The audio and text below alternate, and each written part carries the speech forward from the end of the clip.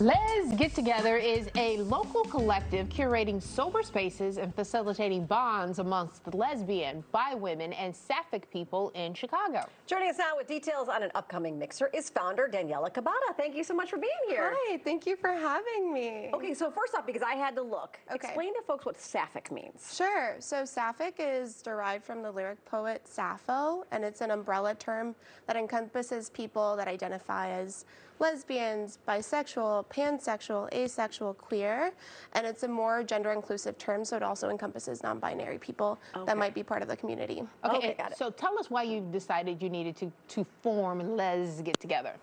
Yeah, so it came from a personal need that I found resonated with the community.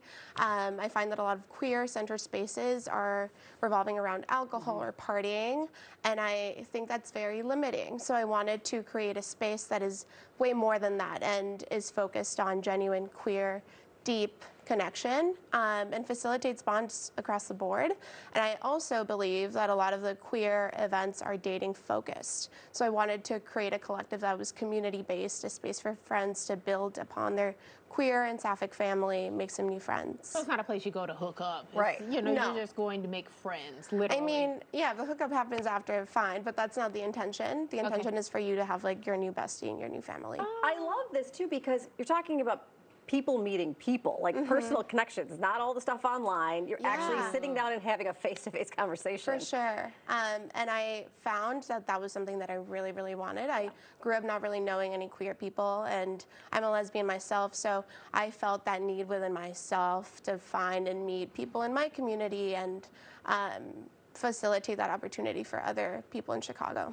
How much did the pandemic kind of play into all of this coming about? I mean, I know a lot of people found themselves being stuck inside and having to communicate through computers or through phones or different things like that. So how much of that played into you getting ready to start this? Yeah, I think people felt really lonely and honestly continue. Some people are still immunocompromised and like are still feeling the loneliness of the pandemic, even though at a lesser extent as before. So this is sort of, the pandemic played into it because people want to come about, build community, meet new people, and feel less lonely. And honestly, like, even though there's a great importance in meeting people online, I think it's so amazing and fruitful to meet people in person and form connections that way that are genuine, intentional, and beautiful. Well, and society has gotten more inclusive overall, right? And so people that are younger are discovering where they feel like they fit in this world. So that has to be wonderful for you because they are like, okay, now I have a space to go to where it's safe and I can find people to talk to. Even for myself, during the pandemic, it was a time where a lot of us deep dived into introspection and into like who we are and our identity and how we move around in the world. And I understood my queerness a little bit more during the pandemic, and a lot of people did, and a lot of people came out during the pandemic. So now that we're at the tail end of it, or like coming back to understanding what a new normal could be, a lot of people want to be in a space that is welcome and free and where we're roaming around like being ourselves. So you have an event coming up this Saturday. Yes. A social. Tell us about it and what's going to happen and how it's going to look. Yeah, it's called our Sober Sapphic Mixer.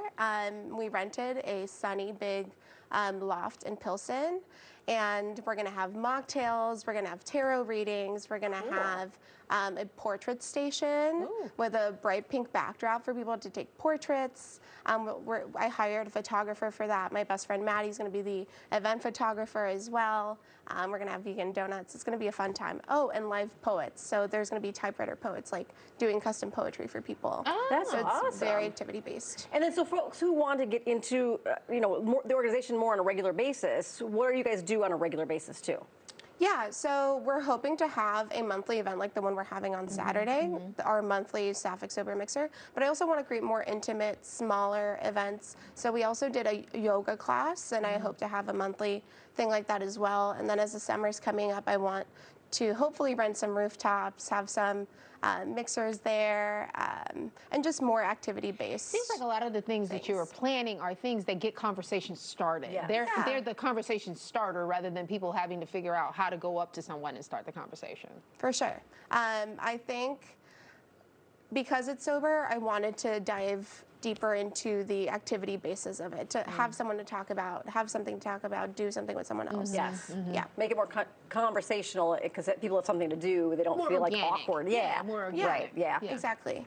Fantastic. All right, Daniela, thank you so much. Let's get together. The Sober Sapphic Mixer is this Saturday from 12:30 to 3:30. You can check them out on Let's Get Together. That's LEZ.